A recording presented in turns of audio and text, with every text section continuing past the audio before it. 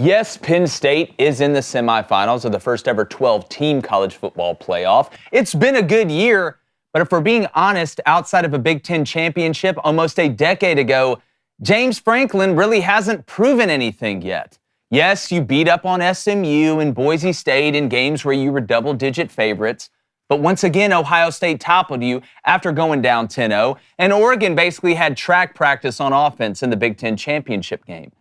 This Thursday is the biggest moment of James Franklin's coaching career against Notre Dame.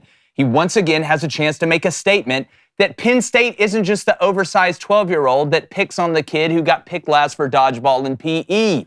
You finally get to fight someone your size. And if you once again lose, well, the question should and will only get louder on why you still can't break through after all this time. But you win these games with complementary football. And against Ohio State, your defense played well, but your offense was pitiful. And against Oregon, your offense played really well, but the defense let you down. Can they finally get it all together in a big game?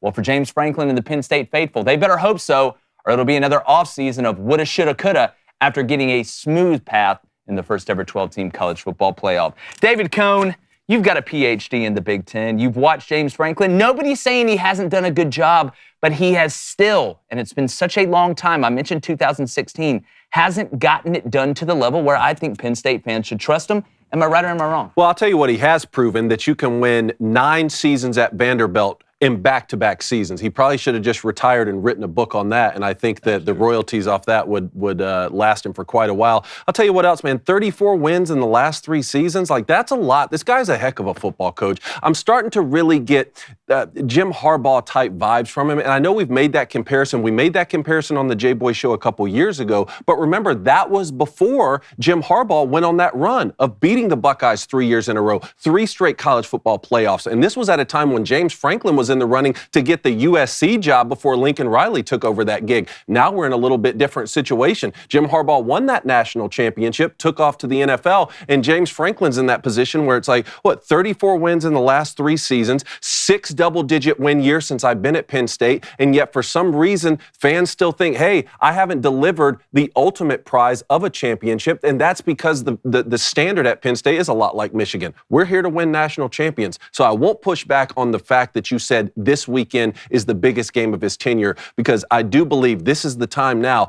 Go get this win and prove, just like we talked about with Brian Driscoll and Notre Dame, no one's going to respect you if you're Notre Dame and you beat Indiana. Just like with Penn State, okay, yes, we can acknowledge that Boise State was a good football team this year, but you're not going to get Penn State fans respect or the national media's respect. Go beat the likes of a college football semifinal game coming up. That's where you start to get the respect. Go beat the Notre Dames of the world or an SEC opponents of the world. That's where you can start to get the respect from the national media. Yeah, and playing in the national championship, just playing in the game is a step for Penn State, because again, they've gotten locked out of it a lot of times because they used to have divisions in the Big Ten. Now they don't anymore. You can make the argument no team benefited more from getting divisions taken away than Penn State when they were over there with Michigan and Ohio State. Blaine, I think maybe an even more apt comparison in my mind is Brian Kelly a little bit for James Franklin. I mean, the biggest knock on Brian Kelly is that he can't win the big one. He'll win all the games that he should, but he can't win the big one. But even Brian Kelly has played in a national championship game with this Notre Dame team before he left to LSU after seeing Alabama in the tunnel. Well, yeah, there's a reason why even Penn State fans or most fans don't really respect James Franklin that much, and this is why you're 3-17 against top 10 teams. You're 1-9 versus Ohio State. You're 3-7 versus Michigan. Penn State's winning these games because Penn State is who Penn State is. And right now, you're going to go toe-to-toe with a guy and Marcus Freeman, who were kind of saying the same thing before that win against Georgia.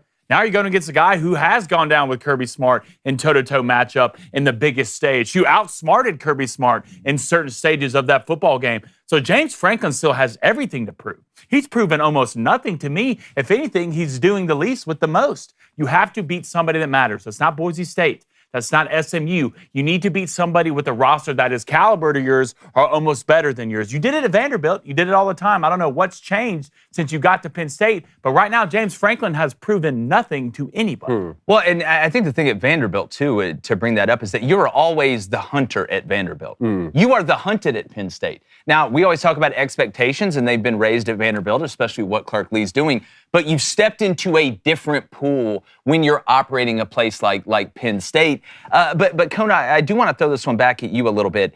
is a win over this Notre Dame team. He brought up Marcus Freeman. Marcus Freeman's still really young. That's why that win was not just cataclysmic for Notre Dame to get by a team like Georgia, but Marcus Freeman has done it as a young head coach. You know, if they were to beat this Notre Dame team, who we can make an argument who's elite, who's not elite this year in college football, is that a big enough statement? I think it is, but do you think it is for James Franklin to say, see, I told you I could do it. I got into an equal fight in a big moment, and we came. Well, that's funny you asked that, because that was the question that I was about to follow up with you guys. Are we only 3 days away from the narrative being completely different?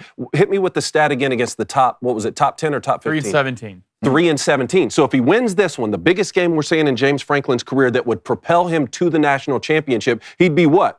4-17? Again, is that good enough? Like, let's say they go to the national championship and they lose. And honestly, we're having a similar conversation with Ryan Day only 3 weeks ago. We are. Wasn't it? Now, just because they've come out in a 2-week span, they've looked like world beaters. Now, all of a sudden, it's like, well, actually, Ryan Day, we've forgotten that he can't beat Michigan, and we've forgotten that everybody wanted him fired just 3 weeks ago around Thanksgiving time. So that's my point is, are we only 3 days away? If Penn State beats Notre Dame, are we then, the narrative completely switches on James Franklin, regardless of what they do in the national championship? And then for Marcus Freeman, does it switch back on him again? Because right now he's everyone's darling because he beat Georgia. All of a sudden, if he loses in the semifinal, are we just back to square one where it's like, well, you still didn't uphold the Notre Dame standard of championship? Well, I think, and again, they've both been on this drought, it seems like, for those big, humongous wins in big moments. And we always hear the phrase, winning cures everything, right? Well, when you get to this level, beating the teams that you're supposed to beat, eventually that's not enough.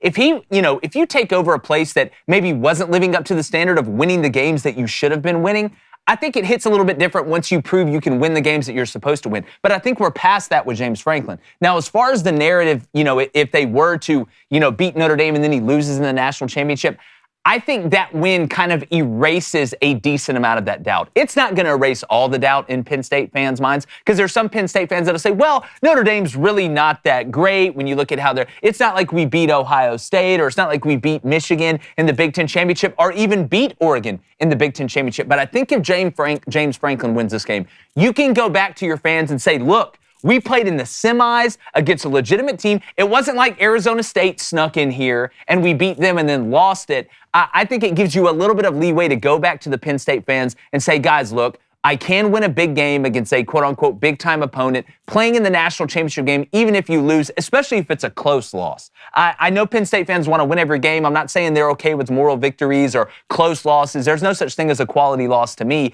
even in college basketball. But I think, Blaine, you can at least go back to the Penn State fans and say, look, we did something that we haven't done in so long. Even in 2016, guys, when they won the Big Ten Championship, you didn't make it to the national championship game. So do you think beating Notre Dame is enough for him to go back and say, we need to stop worrying about this now? I've proven it. Yeah, I do, because of who Notre Dame beat. Notre Dame beat Georgia. That's a good point. Right? Beating Georgia, beating the Alabamas, beating the big dogs, that taste will last for a long time.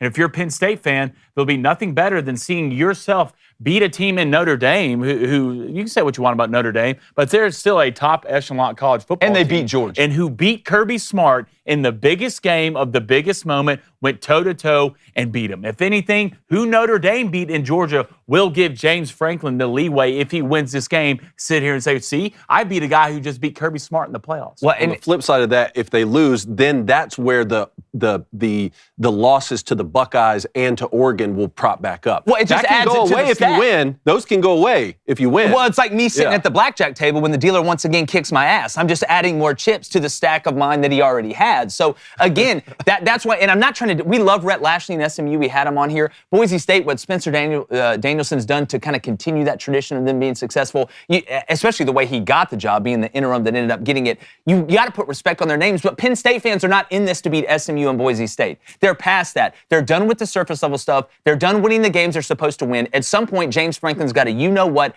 or get off the pot. As far as Marcus Freeman, don't want to pivot too much on this, but I think the bigger question on Marcus Freeman is, can you consistently win the games you're supposed to and not lose to Northern Illinois? or Marshall. Say what you want about James Franklin. He don't have that problem. If James Franklin will beat Northern Illinois like the first time he stole cigarettes from the gas station. It is the consistency for Marcus Freeman, but beating Georgia, I mean, that has put a huge feather early in the cap for Marcus Freeman and Notre Dame fans, like Brian Driscoll kind of mentioned that when we had him on. All right, who will win this game Thursday, Penn State or Notre Dame? Right now, Notre Dame 73%. Hey, what's up, everybody on YouTube? Appreciate you guys tuning in. Make sure you hit that like and subscribe button. Also, we're going to be live streaming the college football semifinals. Make sure you're locked in just like you were last time. It's going to be fun.